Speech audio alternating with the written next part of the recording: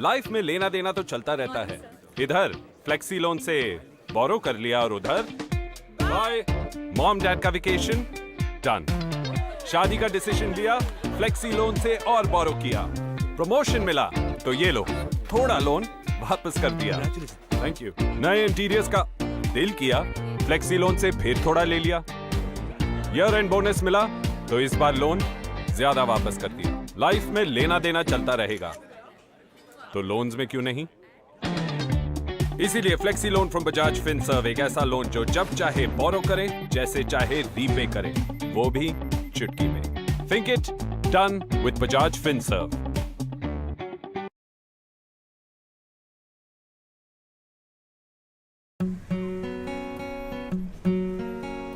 Hello, हर season के लिए नए इंटीरियर्स? हाँ, वो भी हर रूम के लिए।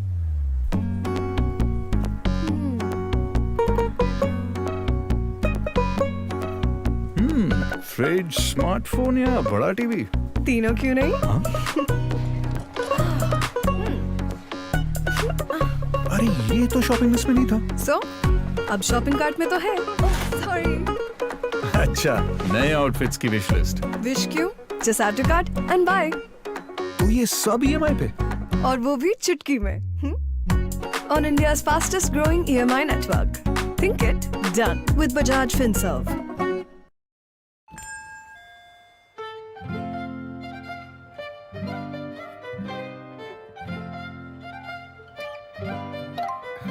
सर, अपनों को खुश रखना इससे आसान हो ही नहीं सकता।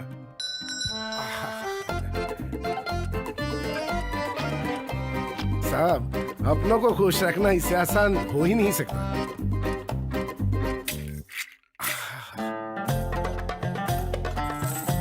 हुजूर, अपनों को खुश रखना इससे आसान हो ही नहीं सकता।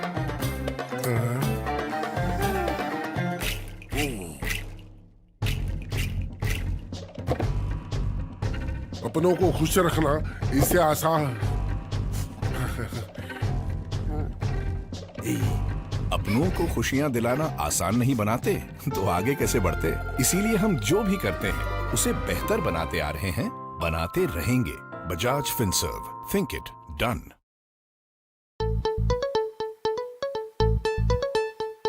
माँ के बेडरूम का एसी या लेटेस्ट मोबाइल फॉर भाई, लेटेस्ट मोबाइल फॉर भाई, लेटेस्ट मोबाइल फॉर भाई। पुणे, पटना, चेन्नई, मथुरा या फिर बेगूसराय, या फिर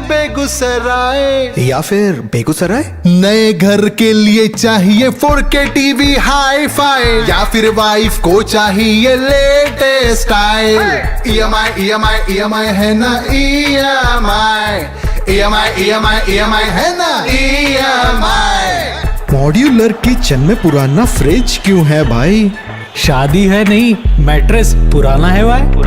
अक्खा इंडिया बोले भाई प्राइजेस है हाई। बेस्ट ही खरीदना है तो अपने EMI स्टोर पर आए। EMI है ना, अब काशी हो या वाशी, महंगा लगे तो EMI और बेस्ट ही चाहिए तो भी EMI, क्योंकि बजाज फिनसर्व का EMI है ना। Visit www.emistore.com। EMI है ना, EMI है ना,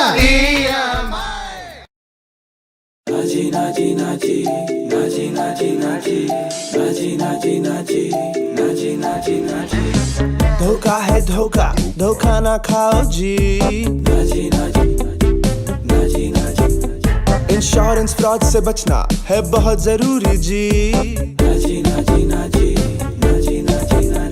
वो एजेंट है या फ्रॉड पता लगाओ जी। एक्स्ट्रा ऑफर के झांसे में कहीं फंस ना जाओ जी।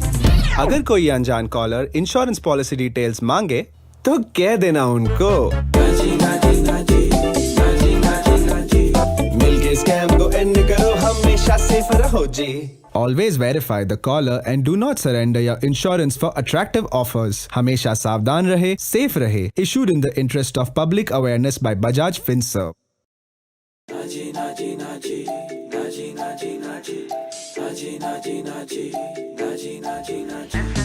धोखा है धोखा, धोखा ना खाओ जी। जो होगा सो होगा ऐसे ना सोचो जी कॉल पे कोई पूछे ओटीपी दो ना जी तो कह देना उनको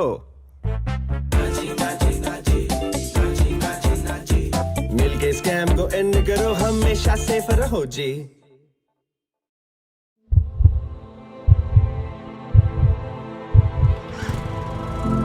Being a hero is all about heart. It's not about ruling the world. It's about owning it. It's not about winning a race. It's about delivering a smile to the human race. It's about a spirit that just cannot be confined by geographies. It's about the heart that beats for the future and a soul that echoes the values of generations. And yet, being a hero is never about the hero. It's about the millions who celebrate them.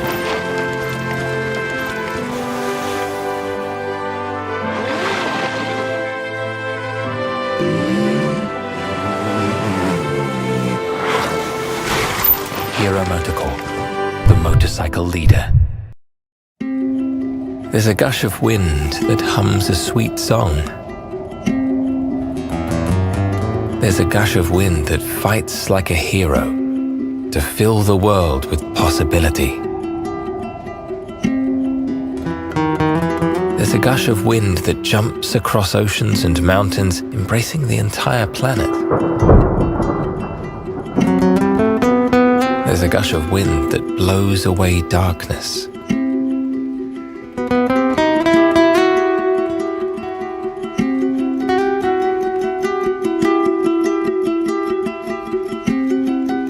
There's a gush of wind that blows for humanity.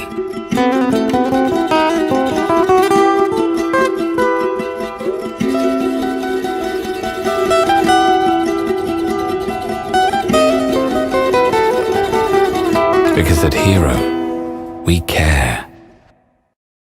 In 1868, the Tata Group was founded on a philosophy that put the community at the heart of its existence. Today, we are $100 billion global enterprise.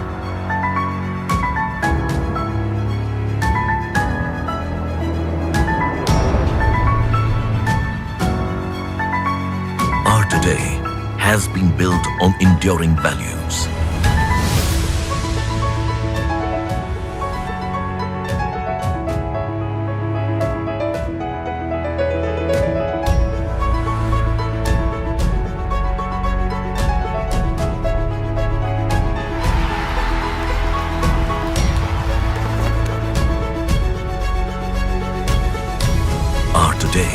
Is about delivering excellence across business sectors.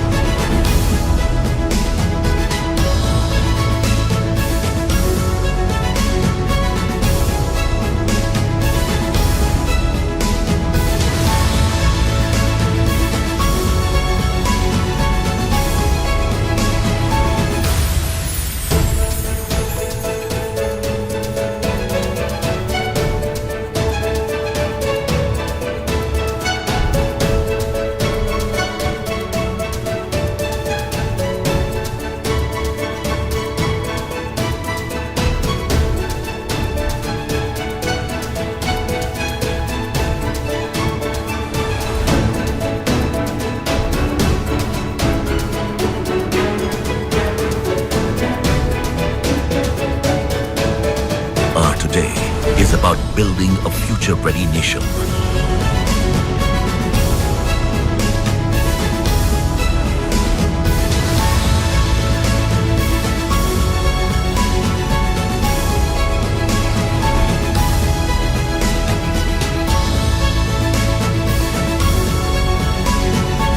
Our today has a strong foundation with community at its core.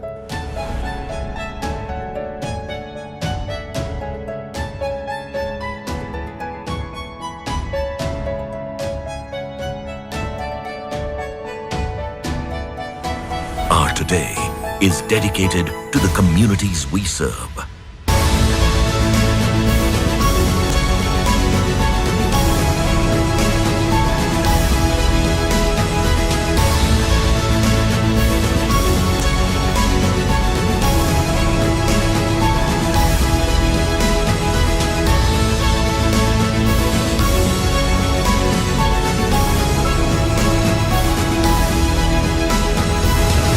Our today is always about more than just today.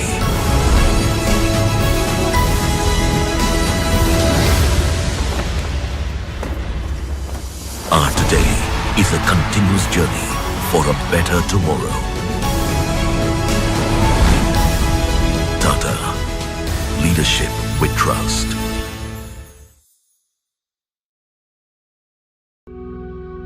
Behold, the story of victory, of life over malady. Behold the saga of power, of science over sickness. Behold the tale of triumph, of dedication over disease. Behold the rise and rise of Cadila Pharmaceuticals Limited, one of India's largest privately held pharmaceutical companies based out of Ahmedabad, Gujarat, India. Cadila Pharmaceuticals was born out of the vision of a legend who left an indelible mark in the chronicles of Indian pharmaceuticals industry. He was Indravardhan Ambalal Modi, the founder chairman of the company, rightfully christened as the medicine man of India. His vision to alleviate pain of the underprivileged through research-driven innovations has been driving Cadila Pharmaceuticals for more than 6 decades now.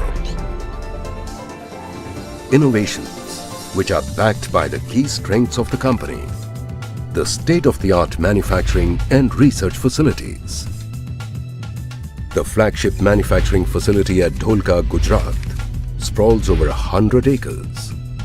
This avant-garde facility is US FDA approved, besides meeting most of the stringent quality standards across the globe. It manufactures tablets, capsules, injectables, liquids, and orals. The second formulations manufacturing facility is located at Samba in the state of Jammu and Kashmir.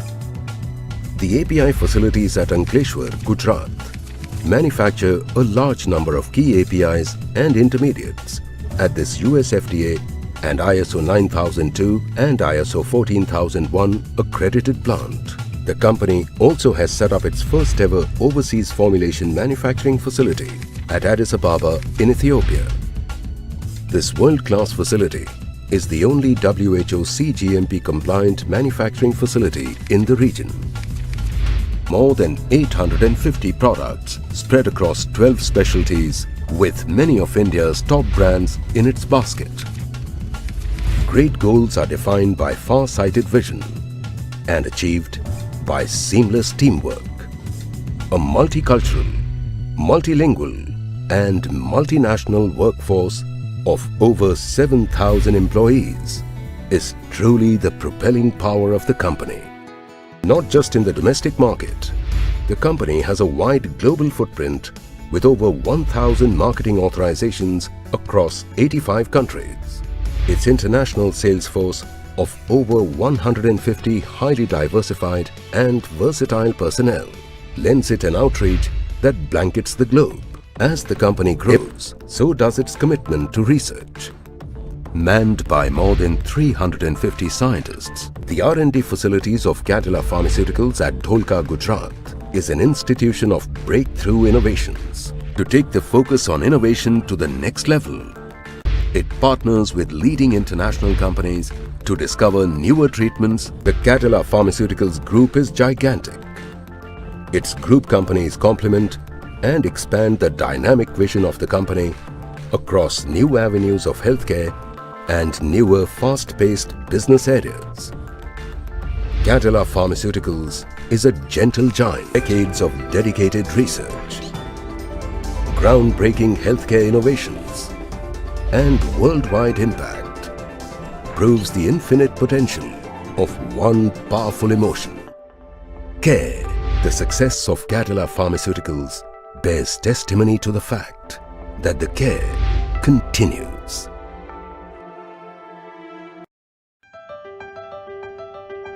आने वाले कल की दस्तक हमें सुनाई देती है, नई मंजिल है जिस ओर हमें वो दिशा दिखाई देती है।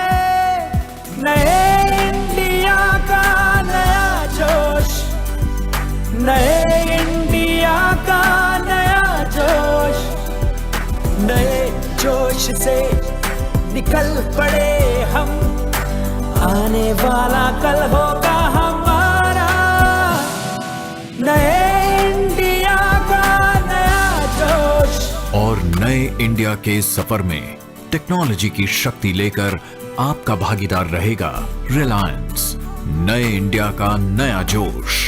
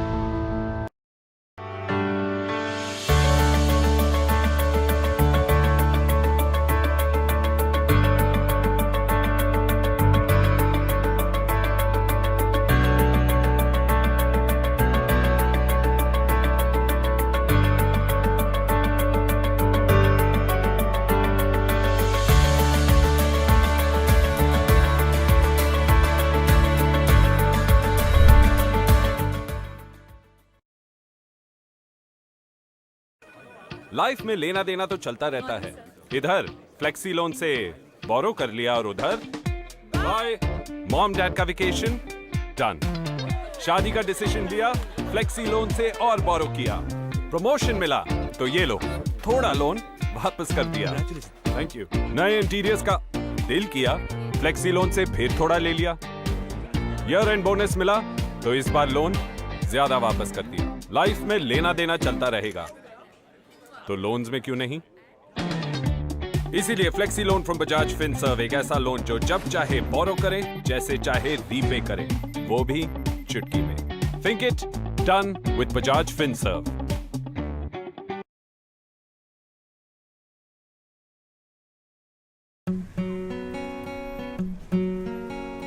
हेलो, हर सीजन के लिए नए इंटीरियर्स? हाँ, वो भी हर रूम के लिए।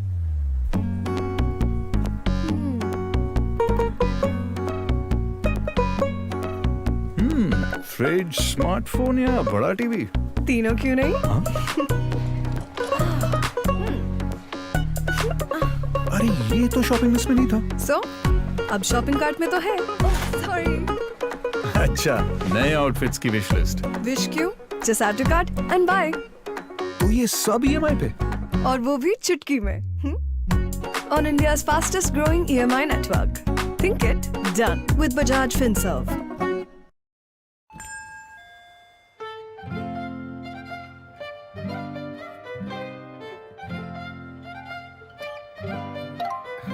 सर, अपनों को खुश रखना इससे आसान हो ही नहीं सकता।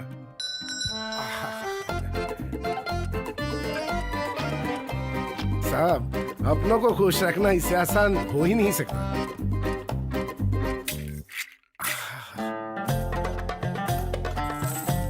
हुजूर, अपनों को खुश रखना इससे आसान हो ही नहीं सकता।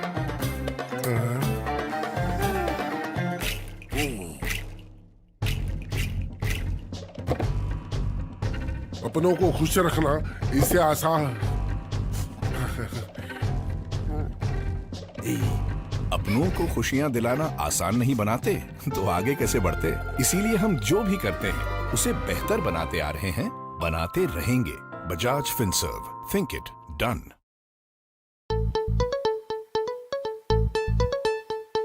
माँ के बेडरूम का एसी या लेटेस्ट मोबाइल फॉर भाई, लेटेस्ट मोबाइल फॉर भाई, लेटेस्ट मोबाइल फॉर भाई। पुणे, पटना, चेन्नई, मथुरा या फिर बेगूसराय, या फिर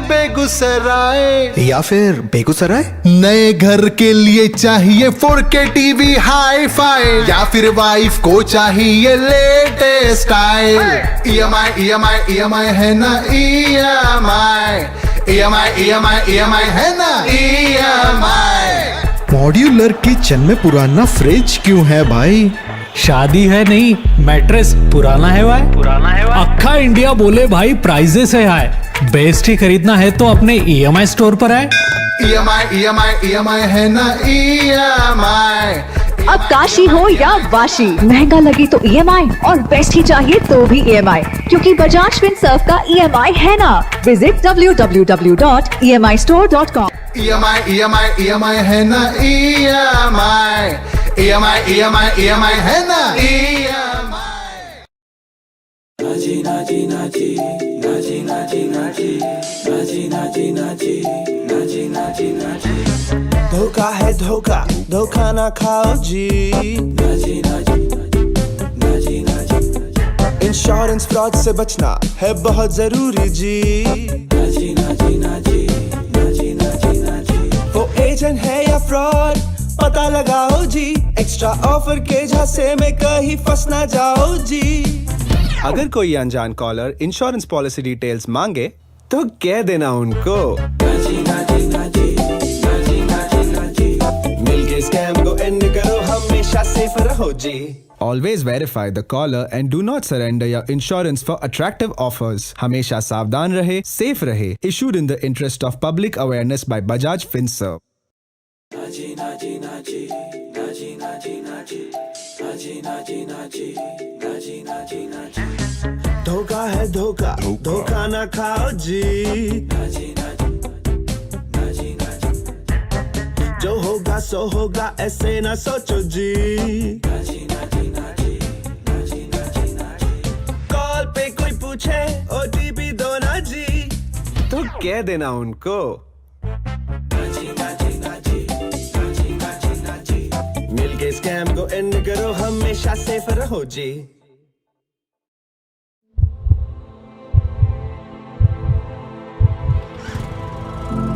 Being a hero is all about heart. It's not about ruling the world. It's about owning it. It's not about winning a race. It's about delivering a smile to the human race. It's about a spirit that just cannot be confined by geographies.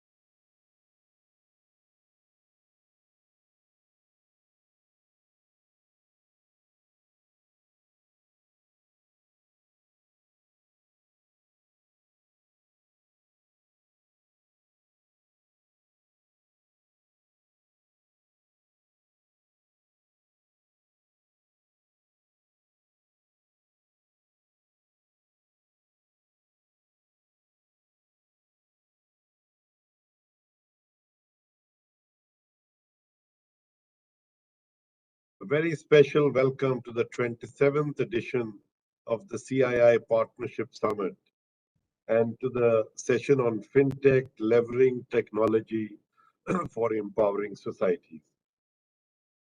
Over the last 3 days, we've had 50 sessions, including 7 country sessions, close to 200 speakers from 40 countries, which include 20 overseas ministers, 7 Indian ministers, 25 global CXOs, and more than 100 heads of institutions and experts from around the world.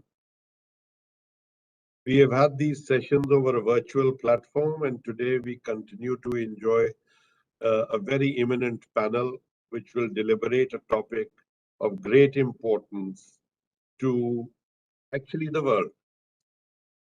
Let me spend a minute introducing the panelists. We have Dr. Saurabh Garg, who is the Chief Executive Officer of the Unique Identification Authority of India, which actually is the Aadhaar platform where over 1 billion people have an identity which is instant and which is a number. He runs that, and he has been in the government for a long time, served in different states. He has worked around digitizing agriculture, direct income transfer to farmers. He's been part of the NIIF, and he has worked on gold sector policies and bilateral investment treaties. He's also worked in the areas of developing urban and industrial infrastructure. He's a very qualified person. He is an engineer from IIT Delhi. He has an MBA from IIM Ahmedabad, and he has a PhD from Johns Hopkins University in the US. We have Nir Netzer, who's the founding partner of Equitech Group, based in Tel Aviv, Israel. He just was telling me that he is in every part of fintechs he likes, and he looks at them separately for investment opportunities, and he's having a really good time doing that. Ronit Ghosh is the Global Head of Banking and Fintech and Digital Assets at Citi Global. He is based in UAE and currently is sitting in the Expo and talking to us from there. He joined Citi back in 1997 as a equity analyst and has covered banks in America, Asia, and EMEA. He was a global sector head for banks research and co-head of the Fintech group and the head of MENA research for Citi before moving into his current role prior to joining Citi. He has got a degree from the University of Oxford, which I always feel is worse than Cambridge because I went there. And we forgive him for that, and we look forward to his comments. Sarbvir Singh is the Chief Executive Officer of PolicyBazaar.com. It's in one of India's leading insurtech companies. He's responsible for the overall business performance of PolicyBazaar. Prior to joining PolicyBazaar, he was a venture capitalist and has also served in senior leadership positions with digital and media companies. He was most recently the managing partner of Waterbridge Ventures, a leading early-stage venture fund. Over his career, Sarbvir has led venture investments in industry-leading companies like Book My Show, Yatra, and a bunch of others. He's also a graduate from IIT Delhi and holds an MBA from IIM Ahmedabad. It's a bit boring that we have 2 people from IIT Delhi and MBAs from IIM Ahmedabad. And Michelle Lee was the head of research at Amtd Group in Hong Kong, and they're always studying investment opportunities in the fintech space and other spaces. And so we have a really deep and interesting panel who will deliberate this very important area for the world. Now, just as we look at this space, the financial sector was the most ripe for disruption because you don't have any physical delivery at the end of a financial services transaction. And whether you are doing payments or whether you are doing lending or whether you are doing investments, or whether you are doing insurance, all of these spaces, data, digital, and technology, have the ability to transform an industry which was based on the basis of trust and has had a lot of regulation to ensure that this trust is never disappointed for the people who put their money with these institutions. It is not always that it has not led to any crisis, but it is a place which moved a bit slower than other industries because of the extent of regulation and the need for systems which were always open to inspection and to check on their robustness. What has happened in the last 2 years with COVID is that a lot of this change has been enforced on the people across the world, especially in places like payments. And you can now see that both in terms of inquiry, search, and then actually consummating transactions, the pickup has been of completely massive proportion. You know, in a sense, everywhere from a barber transaction to getting your shoe polished, you can do that all digitally. And the India stack, perhaps in some areas, is a global leader. With the takeoff of UPI and the other innovations in the ecosystem, where we can be faceless, paperless, cashless, and with the consent layer can get data from all the institutions where it is vested. And that power has shifted from the institution to the individual in how they actually can use their own data. So in some spaces, I've been told that the costs of disintermediation in India are amongst the lowest in the world. And you know, one of the key institutions that have facilitated that, we have the CEO of that institution with us, Dr. Saurabh Garg is with us. And you know, the revolution that Aadhaar has brought in India, especially for the lowest rung of society by providing them an identity, is really a model which many parts of the world will spend time trying to emulate. So I don't want to spend too much time introducing just the participants and the subject. I want to now, you know, allow them to share their views with us. And at the end of that, I will ask them the questions they don't want me to ask them.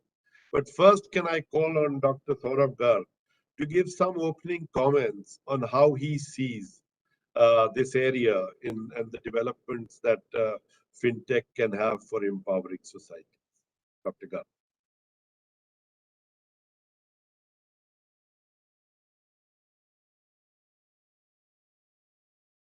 I think maybe you're on mute.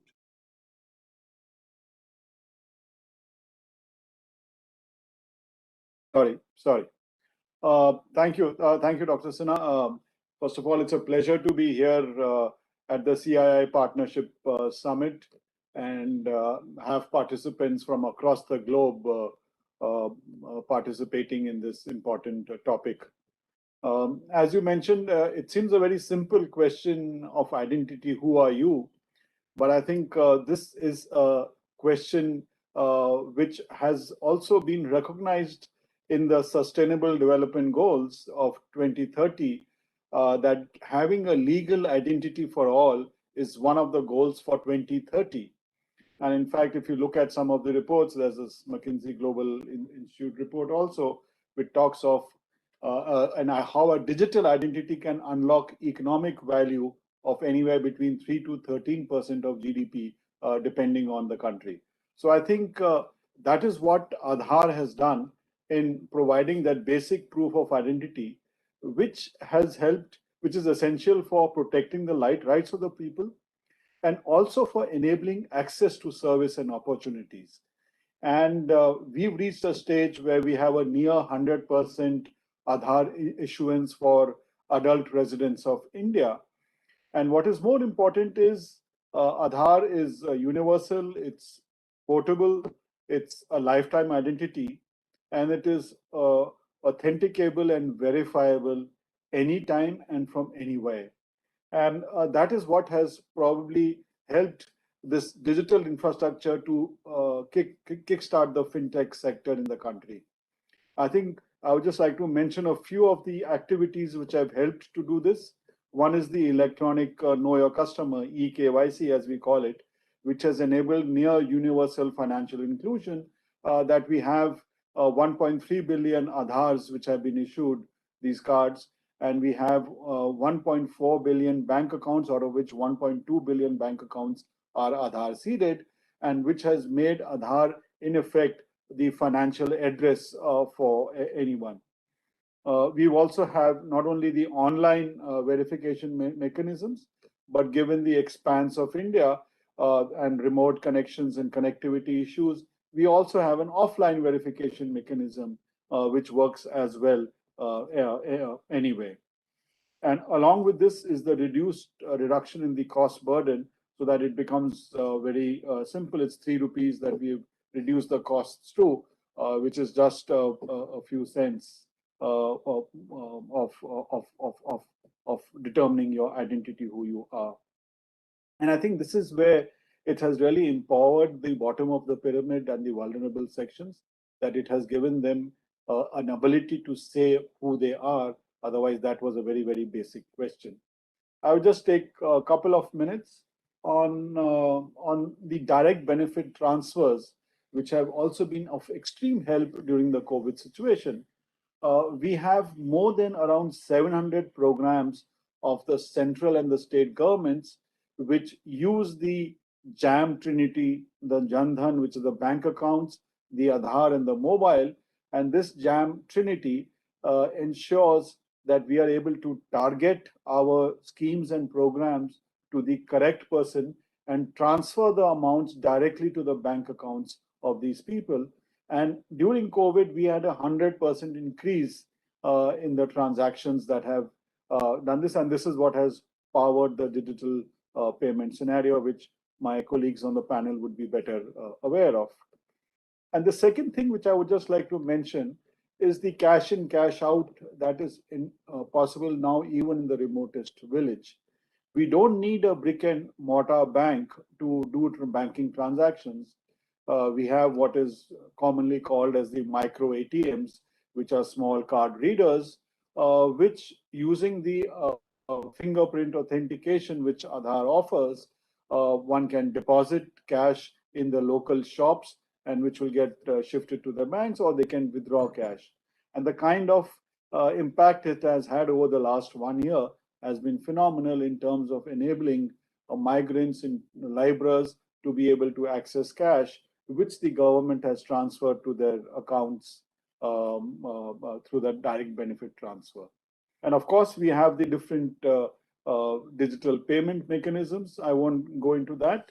But just one other point is also for the registering the micro and small and medium enterprises. There is this program called Udyam, which again is powered by Aadhaar, which has enabled a lot of these small enterprises, micro enterprises, village enterprises to get registered, so that it also provides even though they may be below the radar in terms of tax payments, but that registration on this portal helps them to prove their identity.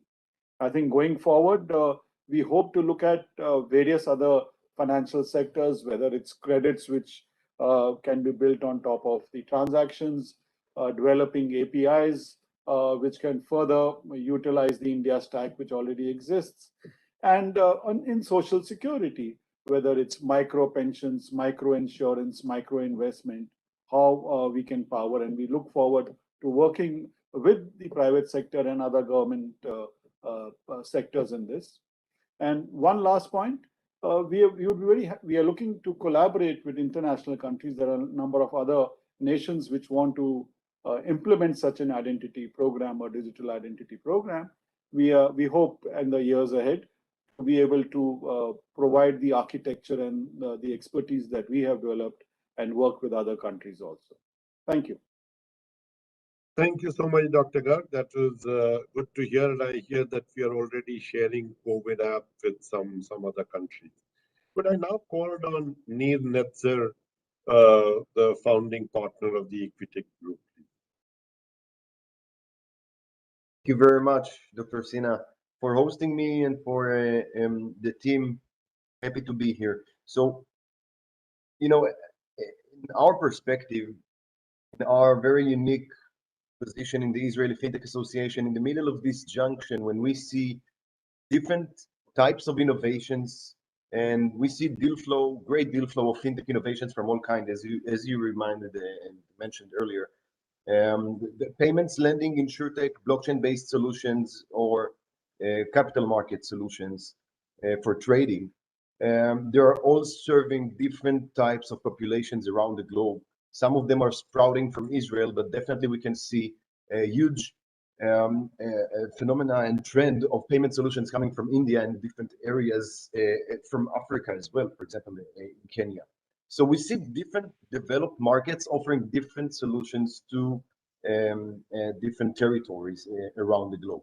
But I want to touch a very interesting point that Dr. Garg just mentioned, and we're talking about the shift from cash, which was the king or used to be the king, to the data that is probably now the king, the data analysis capabilities, the deep insights we have on our banking and financial clients.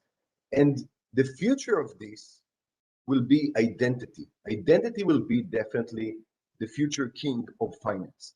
And if we'll analyze what Dr. Garg just mentioned about eKYC, about seamless onboarding to different digital banking services that we consume as end clients on all the financial aspects. And on biometrics, Dr. Garg also mentioned opening an app with fingerprint or face recognition, which is now very common in these areas as well.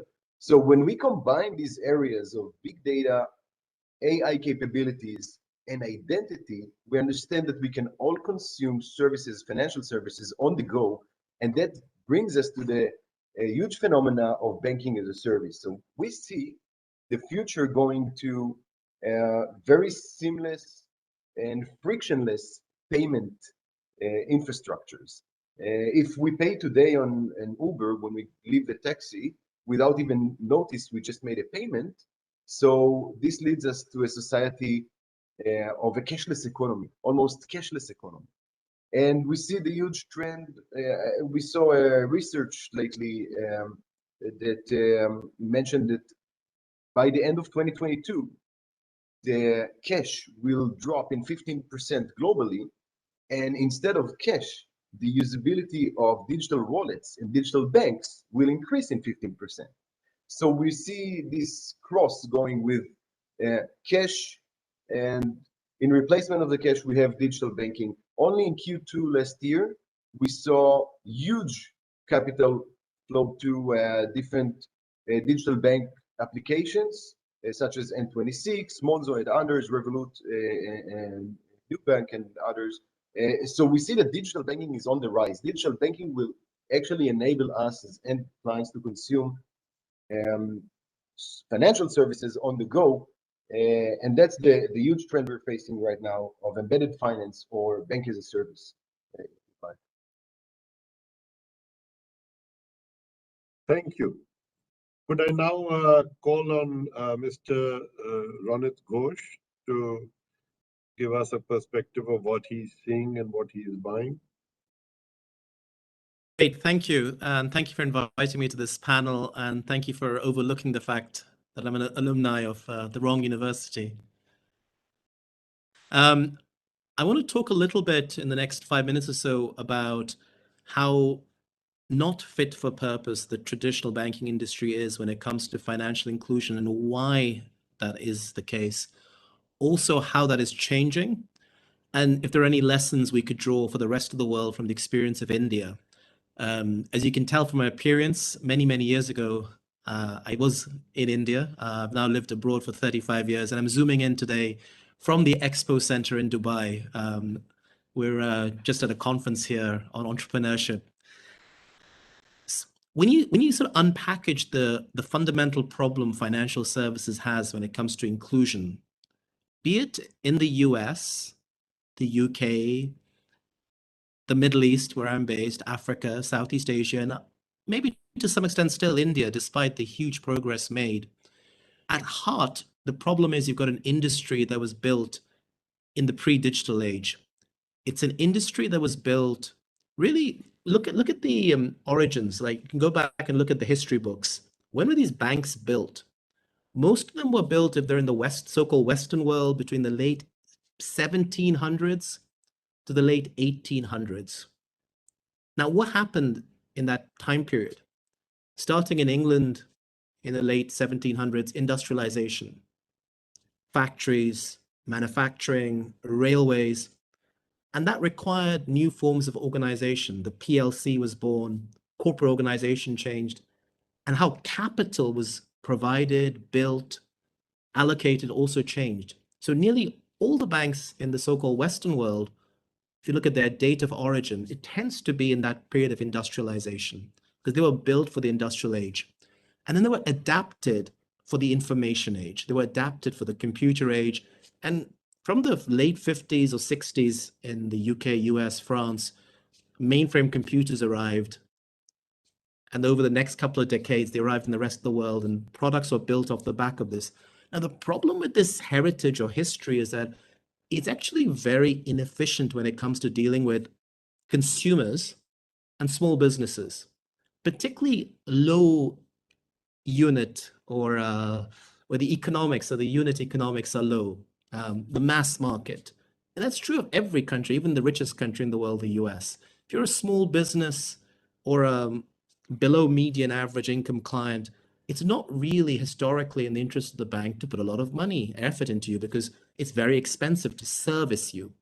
Now, what the digital revolution that we've been living through in the last 10, 15 years, combined with the mobile revolution, combined with the revolution in identity, which in many ways, obviously, most of this audience is more familiar with living in India than me, that combination of internet, mobile, biometric ID creates this explosion.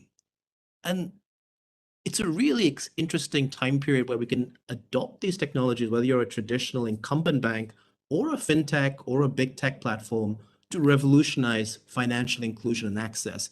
Because now you have a way to solve the problems of inclusion. Because if you look at inclusion a couple of years ago, and this is out of date now, the World Bank said there was, I think, 1.7 billion people still in the world, 1.7 billion adults without access to a bank account.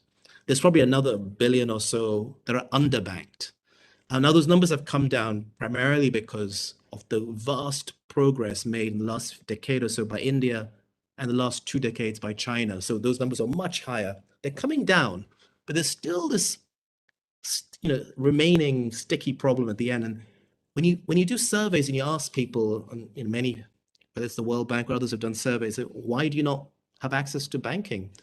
Often it's I don't have enough money. And it's not because some of them are poor, but it's actually I don't have enough money to meet the minimum income criteria for a bank, because banks have these high minimum income criteria, particularly in poorer countries, ironically, relative to median income. So, sometimes half or more of the population simply doesn't have the income to have a bank account. There's also issues of distance. If you're in a rural part of Indonesia or Tanzania, getting to your nearest bank branch, it's a huge problem. There's a distance issue. There's a documentation issue, which obviously to some extent India has solved when it comes to biometric ID, but there's a documentation issue. You go to a bank, they'll say, prove your identity. In many countries in Africa, there is no digital identity. How do you prove your identity? How do you prove who you are? They'll say, okay, we'll lend to you, but show me your collateral. How do you prove your own assets? And this is a huge problem, particularly as it's a gendered problem as well. Many women, specifically widowed women, they have this huge issue of proving, I actually own this piece of land that used to belong to my husband before he died. Can I please have some credit against it? So these are all the structural problems. And what is really exciting about the world we live in is that, as I said before, the combination of mobile and internet helps us solve it, because now we can do data-based credit. We don't have to wait for collateral or documentation, not papers. You can lend on cash flow. You could be an Ola driver, an Uber driver, a farmer in a rural part of Tanzania.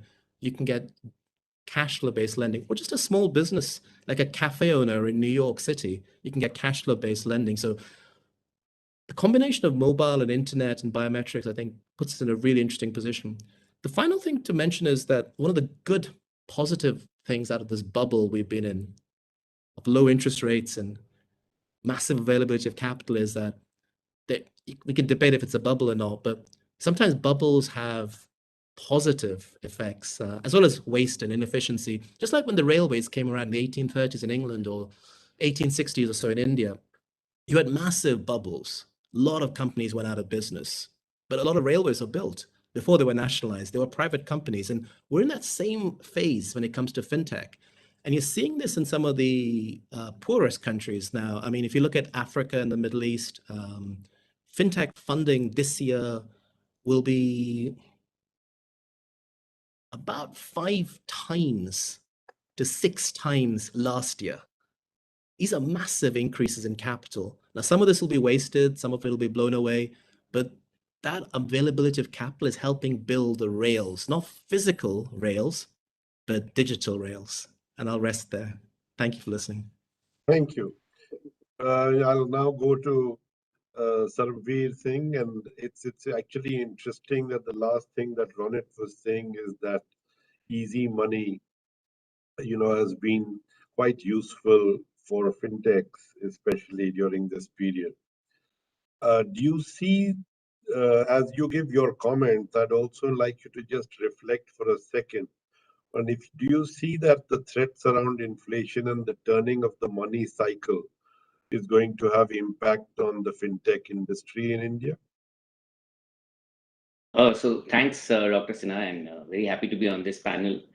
I would not want to venture too much into whether or not this is a bubble and whether or not this will have a major impact on the fintech sort of cycle or something, because honestly I believe that today the whole word fintech is somewhat I think outdated. I mean, it is very hard to imagine any financial institution of any size without technology, and equally I think they can be, if you want to be a player in finance, only technology is not enough. You have to have a deep understanding of the financial architecture underneath that.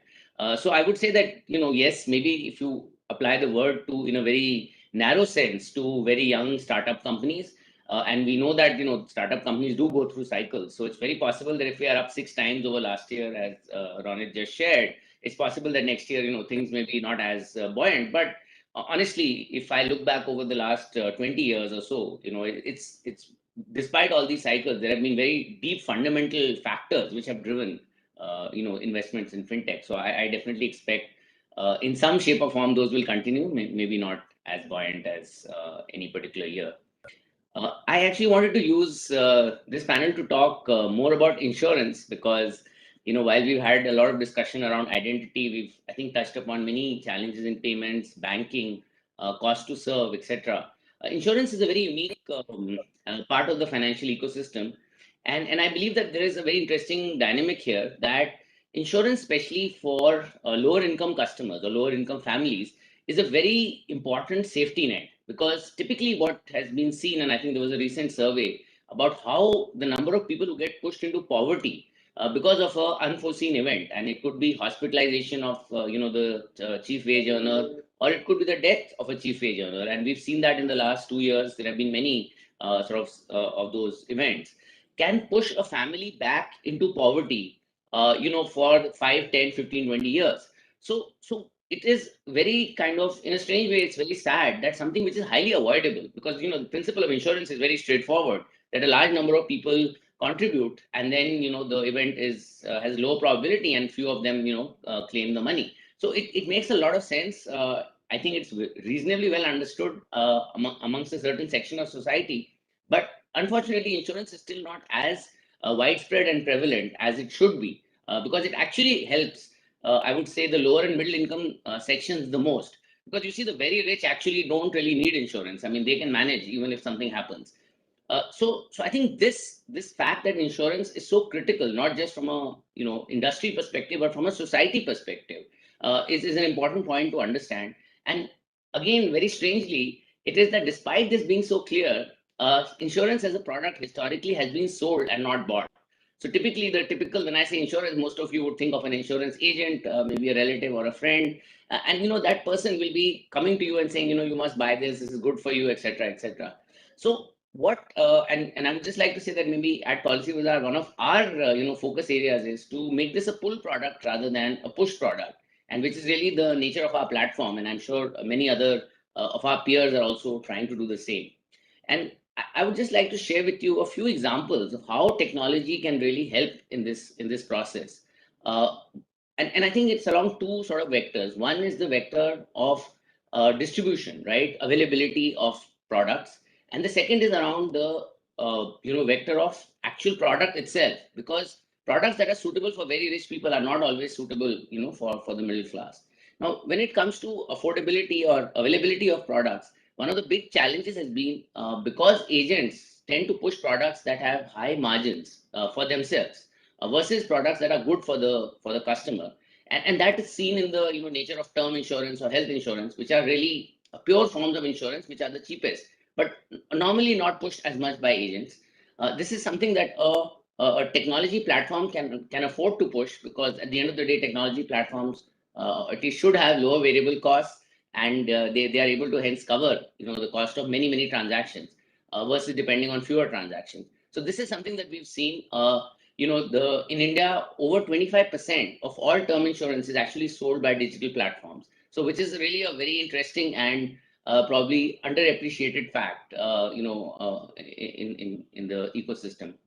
The second thing I'd just like to talk about in terms of the products itself, right, is how, and I'll just take an example, or two examples actually. One is of a shopkeeper. So you'll find that shopkeepers in India, and India is a country of shopkeepers, they normally don't have insurance. And suppose something happens to the proprietor or there's a fire in the shop, again, it becomes very difficult to recover.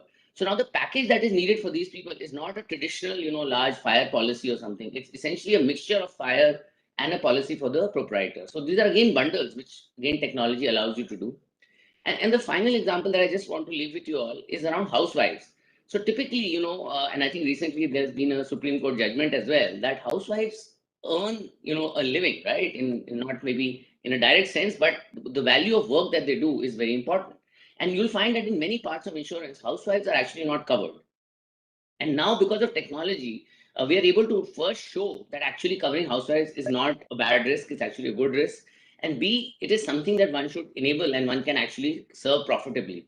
So I think, again, just to summarize, I think insurance is a very important area from a society perspective. And I think technology is playing a very vital role in spreading insurance across the areas that it's needed. So I'll stop here. Thank you, Sarbir. That's very interesting. And could I now come to you, Michelle Lee from Amtd, which is a finance company which invests out of Hong Kong, and she's the head of research. So could we hear your comments, please? Sure. So Amtd, we are a fintech investor. Our main business is investment banking, but we are an active fintech investor.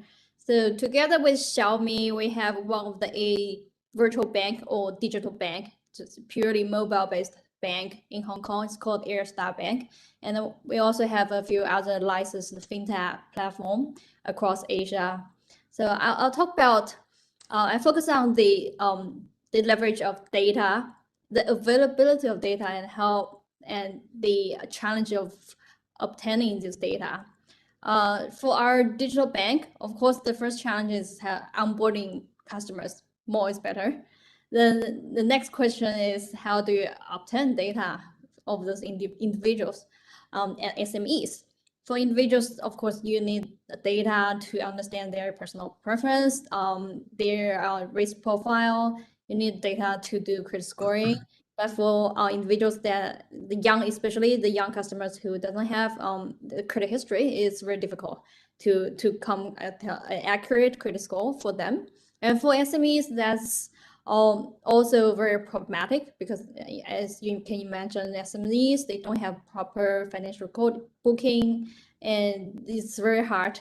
So you definitely need to incorporate third-party data to arrive at your credit score for these SMEs. So these challenges are actually opportunities as well. And that's also our investment area. So here in Hong Kong, the government is also leading projects. It's called a commercial data interchange platform. So that's basically for SME lending. So the government grouped together a group of e-commerce platforms, utility companies, delivery companies to leveraging a technology called federal learning to group those data from different sources together on anonymous basis to arrive at a credit score for SMEs. That's still in pilot stage. And also there are technologies for similar concept using individual data as well. I think this is going to be the trend using those federal learning or zero knowledge proof for credit scoring because everybody have observed the fast fintech penetration in China, but in China's story is that the regulation is tightly on personal data protection. So that's going to be the global trend, and individuals going to have more access, also more rights around their personal data. So what if they deny your access of their data and deny your automated decision making around their data? Then it becomes a problem. So I've seen upcoming technologies using data information for credit scoring. Those are called those alternative data credit scoring models for personal credit score. And also there are similar technologies for SMEs as well. So I think these are exciting technologies for us to look at. And also, I think one development globally that's very exciting is the development of CDBC, the central bank digital currency. With the penetration of CDBC, you can have immutable data trace of the individuals as well as SMEs. That would make credit decision easier for the lenders in general. So I'll stop here. Thank you, Michelle. And now I'm going to, just start with a few questions to the panelists, and I'm going to divide them into three buckets. One will be around privacy and data protection. The second will be around cyber. And the third will be the regulatory issues, that we believe are outdated or need some change to be able to stimulate the industry as we look forward. Somebody not recently, about 5-7 years ago, a gentleman from Cisco told me that your only privacy is somebody else's disinterest, because otherwise privacy is gone. And now as you look at it, Neer, you were talking about, killing cash. And one of the things that cash did provide was anonymity, which digital and data is always trackable. And now with these big platforms, it's always trackable. And then with what Dr. Garg does, not only is it trackable, it is identifiable if your Aadhaar number is also attached to it. So the first question I would ask, and I'm going to ask the two of you from different sides. I'm going to ask Dr. Garg, and I'm going to ask you, Neil, because you're investing in these spaces. How do we balance between privacy of an individual and the massive benefits of developments that data provides, and its use provides to these very same individuals who, if their data was available, would have access to a wide variety of financial products. So Dr. Garg, could I first ask you, you deal with this question every day, can Aadhaar be misused or not? What can it do and what can it not do? Can you provide some perspective on this? Yeah, sure. No, you asked a very relevant question, and I think the Supreme Court, in its judgment in 2017, upheld that the right to privacy is a fundamental right, and therefore it needs there is a right that every individual has. And Aadhaar and maybe the other in the entire digital space, the privacy issues have to come by design in the institution itself. And I can just highlight some of these which are built into the Aadhaar architecture. First is we capture minimal data, even at the time of identity, for the identity, proving the identity. We just capture 4 fields: the name, gender, date of birth, and the address, and that's it. And of course, apart from the biometrics.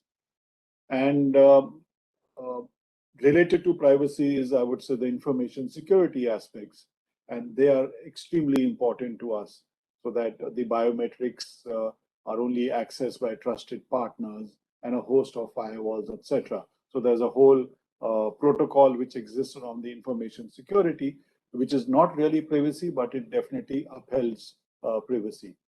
Apart from that is the kind of data that you maintain, we maintain when verification authentication is done, and which is use blind, so that we don't know what it's been used for, and it's anonymized data that we have. And on top of that, we've built in a number of applications where if a person doesn't want to use their Aadhaar number, for example, we have a virtual ID, which a person can generate and change in 24 hours. So every 24 hours, if you want, you can use a number, you can verify it, but it can be changed every 24 hours by the individual. And the entire consent architecture that we have, it's voluntary based. It's based on the resident agreeing to share the information that they want. And the Data Privacy, the Data Protection Act, or the bill, which is still under works, I think will only buttress this. So I suppose it's a combination of having a legal framework which enables what is possible, what is not, the architecture of the system or the institution, and the ability for the individual to make an informed choice on what they need to do. I think a combination of this is extremely necessary to ensure that the privacy, which is the right to privacy, is maintained. Thank you. Neer, could you provide some perspectives as to whether you're funding people who are breaking privacy? Of course.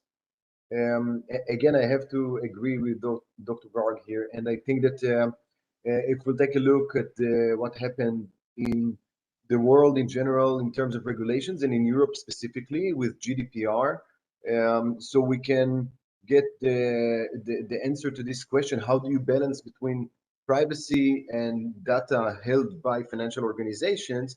So the answer is with the right to be forgotten, that was basically determined by GDPR.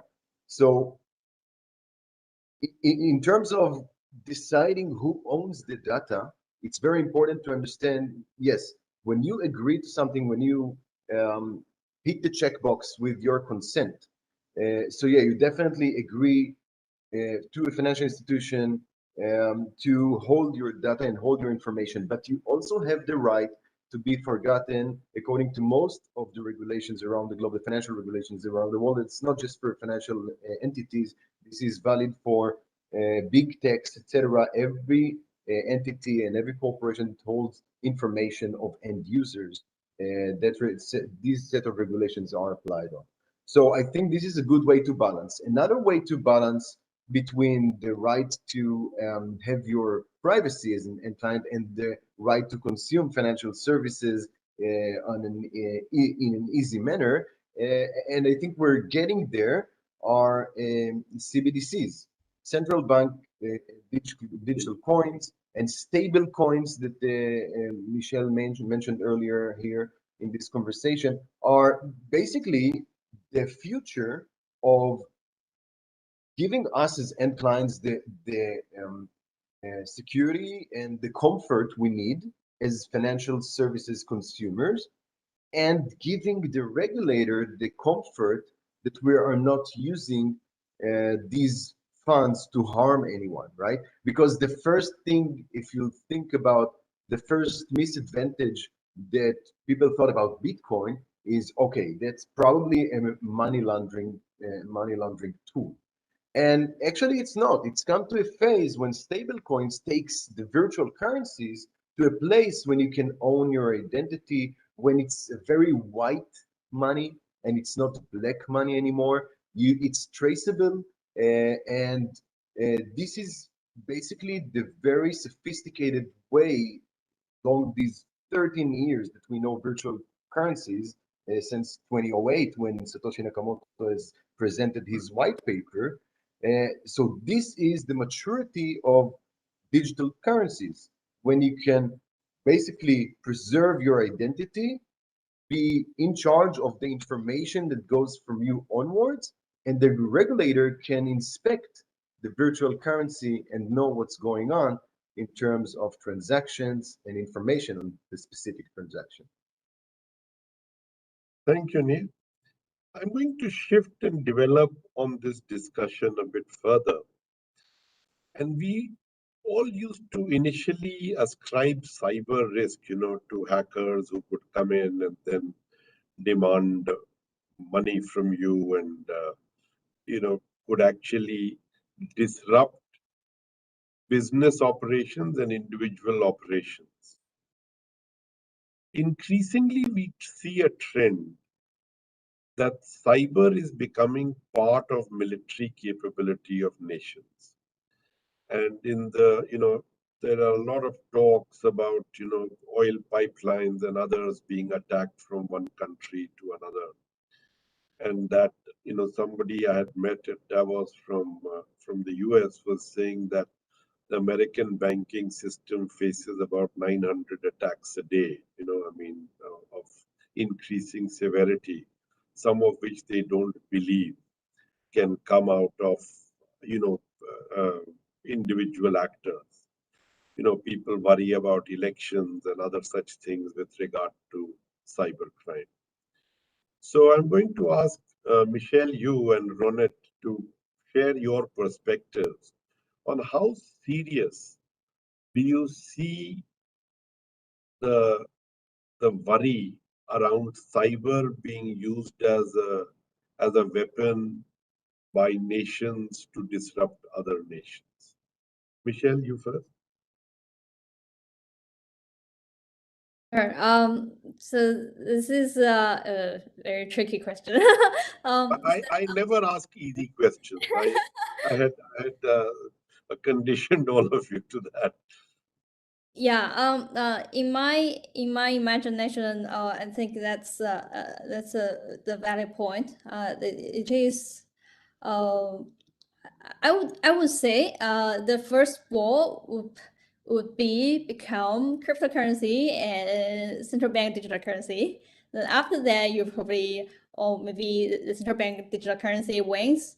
Then there will be, there could be wars between two digital currencies. And very likely it's going to be between currently the two largest economy in the world. In a way, the power to manipulate money supply globally is definitely a very important national strategy and national security strategy for both economies. And that is very likely, in my view. And the end game will be eventually one nation digital currency will beat another, and that single currency would dominate, because the nature of the digital currency, it doesn't support multiple digital currencies. In my view, it will be a global one single type of digital currency. Ronit, as I asked you to comment, let me twist a little bit of what Michelle was saying and say that if you look at geopolitics today, there are areas which will be of cooperation, whether it is climate and whether it is health, maybe even space. And there will be areas of accentuated accentuated competition, in the old world order of WTO, etc., where you'll have tariffs and, supply chain efficiencies to supply chain risk avoidance.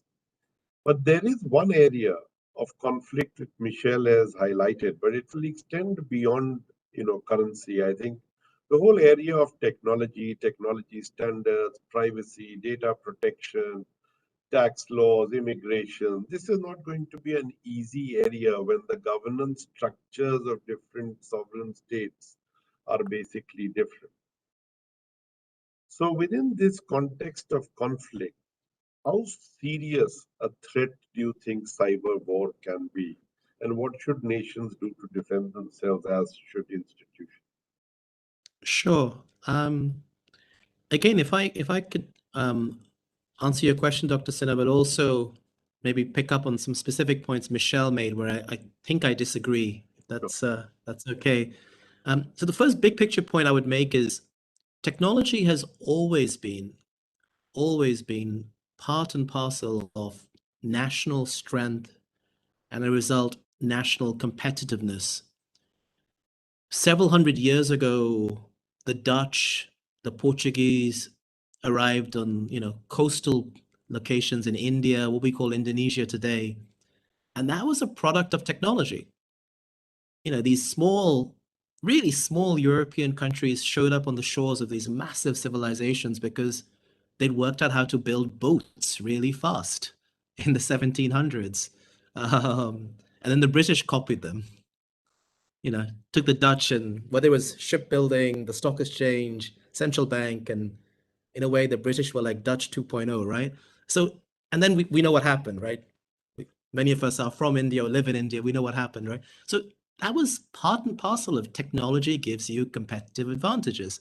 And you can use it for the benefit of your society, or you can use it for external means. Now, specifically when it comes to money and digital currencies and cybersecurity, there's a lot to unpackage there.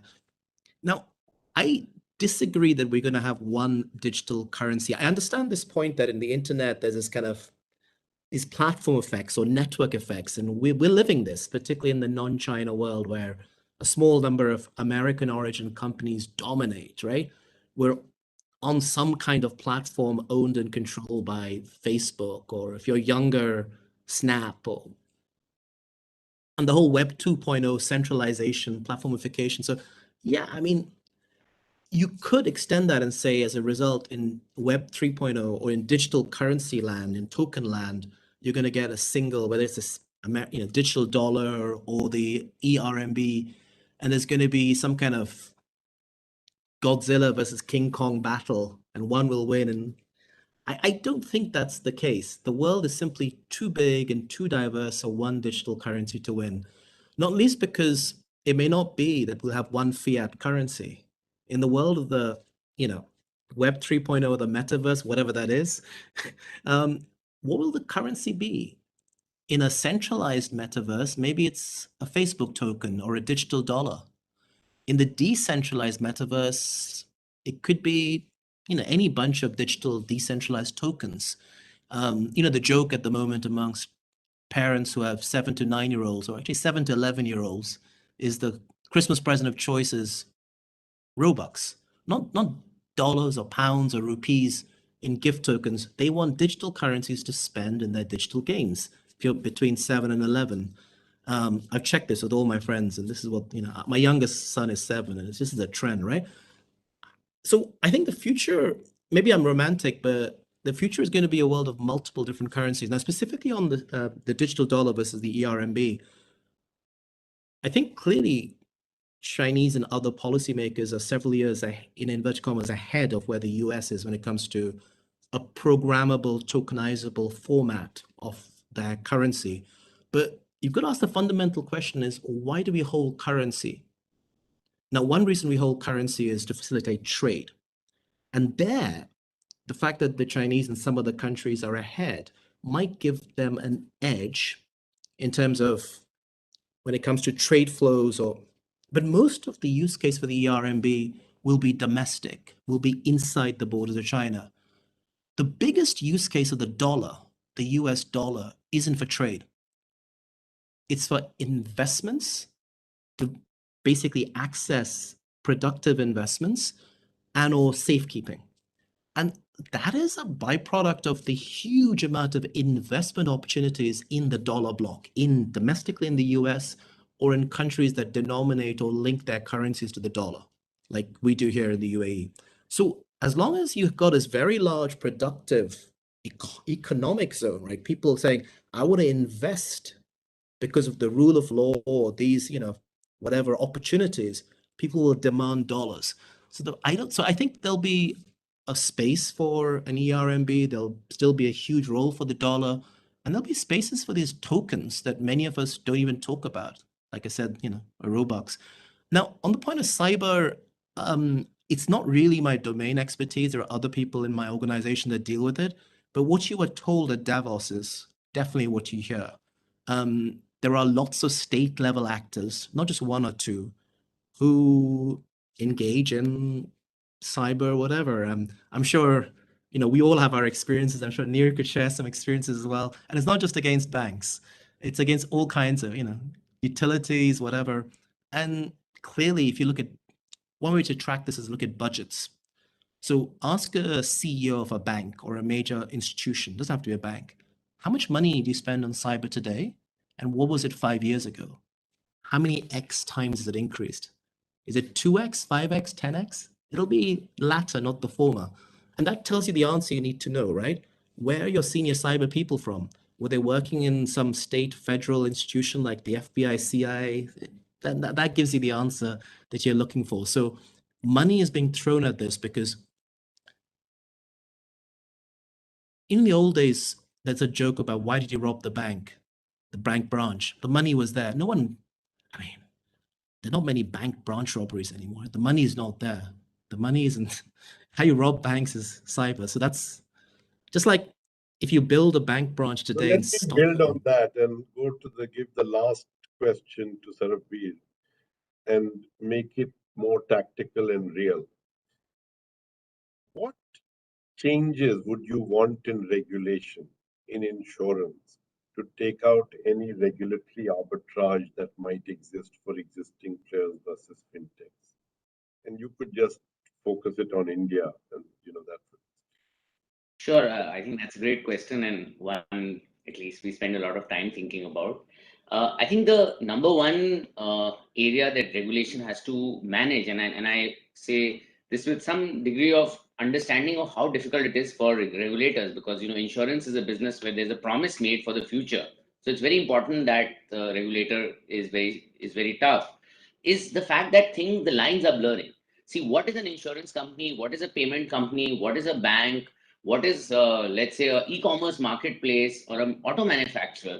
Everybody has some form of insurance or warranty or, built into their products. So one of the challenges for regulators is to recognize insurance specifically and you cannot be too hung up about everything, because it's very difficult for a regulator to now enforce some law on an auto manufacturer as much as they do, let's say, on us, because we are a regulated insurance intermediary.